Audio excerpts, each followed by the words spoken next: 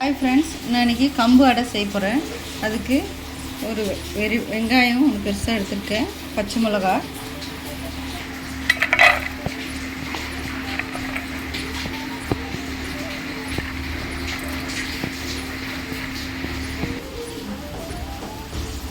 வெங்காயம் ஒரு 2 பச்சை மிளகா, தக்காளி ஒரு தக்காளி எடுத்துருக்கேன், கொத்தமல்லி, கருவேப்பிலை, ஒரு பெரிய உருளைக்கிழங்கு இந்த மாதிரி சீவிட்டு அலசி வச்சுருக்கேன், அதையும் போட்டுக்கலாம். உங்கள்கிட்ட சொரக்காய் இருந்துச்சுன்னா கூட சொரக்காய் கூட திருவி போட்டுக்கலாம். ஒரு பெரிய கேரட்டை திருவி வச்சுருக்கேன், அதையும் போட்டுக்கிறேன்.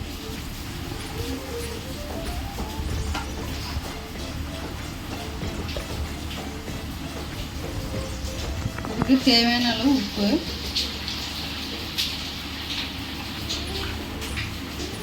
சீரகம் உங்களுக்கு தேவையான அளவு போட்டுக்கோங்க. இஞ்சி பூண்டு பேஸ்ட்டு,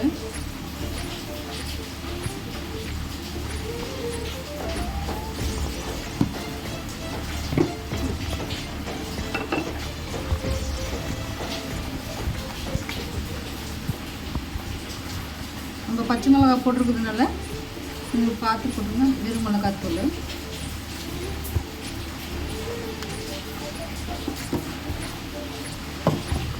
இதெல்லாம் முதல்ல கலந்துடலாம். நம்ம தண்ணியெலாம் ஊற்ற வேண்டியதில்லை, இதுலேயே இருக்க காயில் இருக்க தண்ணி உங்களுக்கு போயிடும்.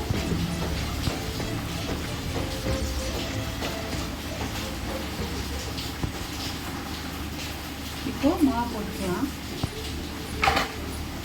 ஒரு கப் மாவு போட்டுக்கோங்க, கொஞ்சம் கொஞ்சமாக போட்டு பண்ணிக்கோங்க.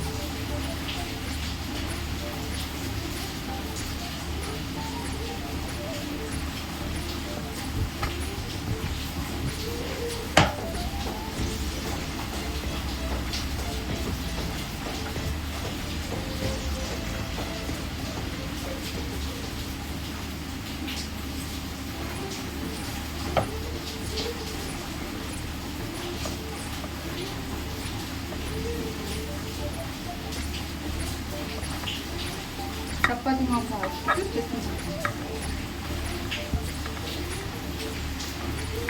இது நம்ம அப்படியே கூட சாப்பிடலாம். உங்களுக்கு அப்படி என்ன வேணும் தேங்காய் சட்னி வச்சு சாப்பிடுங்க, நல்லாயிருக்கும்.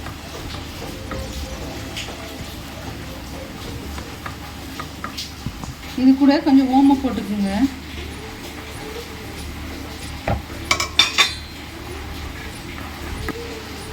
பாருங்க, சப்பாத்தி மாவு பசஞ்சாச்சு. இது ஒரு 10 நிமிஷம் போல் அப்படியே இருக்கட்டும், அப்புறம் நம்ம செஞ்சு காட்டுறேன்.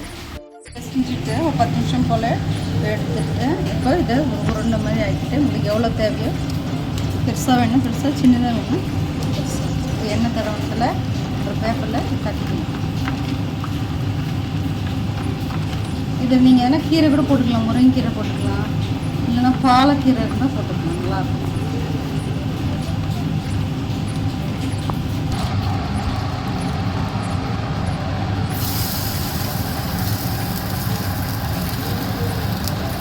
தட்டில் எண்ணெய் கொஞ்சம்